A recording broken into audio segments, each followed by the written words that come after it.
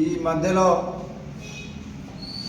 గౌరవ కేటీఆర్ గారు BRS party working president నిత్యం ప్రజా సమస్యల్లో తన సమస్యలుగా భావిస్తూ ఇటు రఘుచర్ల రైతులకు అండగా, అదేవిధంగా న్యాయంగా రైతులకు రావాల్సిన రైతు బంధు విషయంలో కానీ అన్ని విషయాలను వాళ్ళ కాంగ్రెస్ ప్రభుత్వాన్ని అటు అసెంబ్లీలో ఇటు ప్రజలలో ప్రశ్నిస్తున్న తరంలో తట్టుకోలేని వాళ్ళ రేవంత్ రెడ్డి ప్రభుత్వం మొన్న అక్రమ కేసులు పెట్టినా కూడా దాన్ని ఛేదించిన, ఏసీబీ కేసు పెట్టినా కూడా ఛేదించిన కేటీఆర్ గారిని వాళ్ళ ప్రజలు గొప్పగా చూస్తున్న దాన్ని ఓర్చుకోలేని కాంగ్రెస్ నాయకులు నిన్న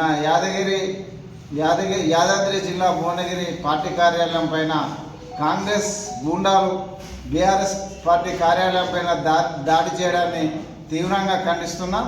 మీకు ఫ్రస్ట్రేషన్ అంటే ప్రజల్లో మీరు ఒక విధమైన నమ్మకాన్ని కోల్పోతున్నారు కాబట్టి ఫ్రస్ట్రేషన్కి లోనై వాళ్ళ పార్టీ కార్యాలయం మీద దాడిలోకి వచ్చినంటేనే మీకు ప్రజలు మిమ్మల్ని అసహించుకుంటారనే దానికే నిదర్శనమే వాళ్ళ ఈ దాడిని దీన్ని తీవ్రంగా మందమర్రి పట్టణ బీఆర్ఎస్ పార్టీ నుండి ఖండిస్తాము.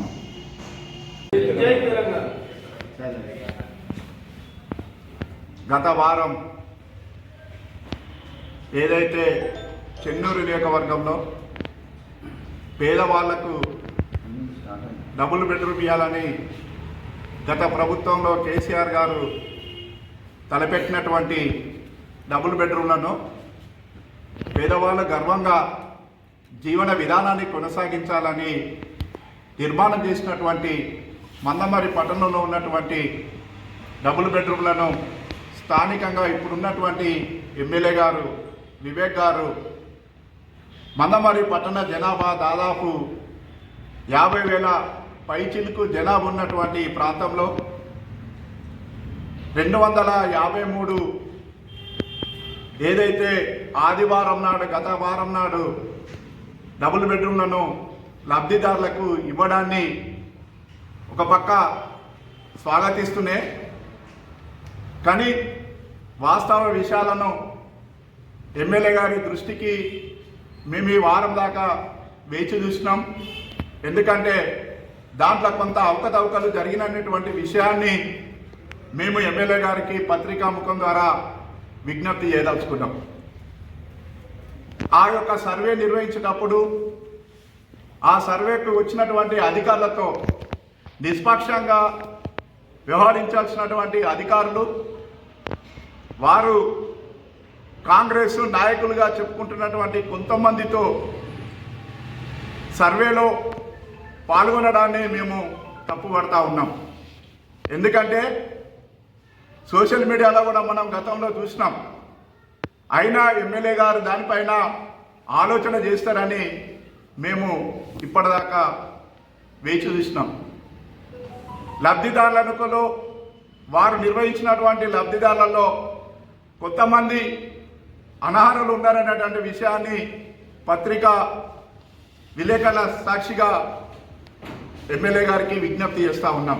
అనర్హులైనటువంటి లబ్ధిదారులను తొలగించి లబ్ధిదారులకు అవకాశం ఇవ్వాలని చెప్పేసి ఎమ్మెల్యే గారికి విజ్ఞప్తి చేస్తూ ఉన్నాం. ఇది నిజంగానే తప్పు కాకపోతే వారి ఆ పైన చర్య తీసుకోకపోతే మేమే కలెక్టర్ గారికి ఎమ్మెల్యే గారికి దృష్టి పేర్లతో సహా వారికి ఇవ్వడానికి మేము సిద్ధంగా బీఆర్ఎస్ పార్టీ ఉన్నది. కాబట్టి ఈ వారం 10 రోజుల లోపల ఎమ్మెల్యే గారు పునర్సమీక్ష చేయాల్సినటువంటి అవసరం ఉన్నది. ఇంకొక విషయం, ఈ ఎన్నికల విధానాన్ని కూడా మేము తప్పు పడతా ఉన్నాం. ఎందుకంటే మందమర్రి ఇంత పెద్ద పట్టణంలో పేదవాళ్ళు 253 మంది ఉన్నారా? అట్లా కాదు కదా. గతంలో ఎవరైతే